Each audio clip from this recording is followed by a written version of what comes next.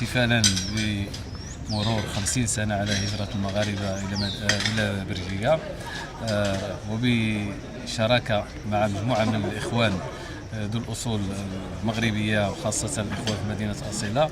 استطعنا بعقد شراكة تربوية مع مؤسسة ثانوية الإمام الأصيل للإعدادية بأصيلة والمؤسسة أندري توما ببروكسل.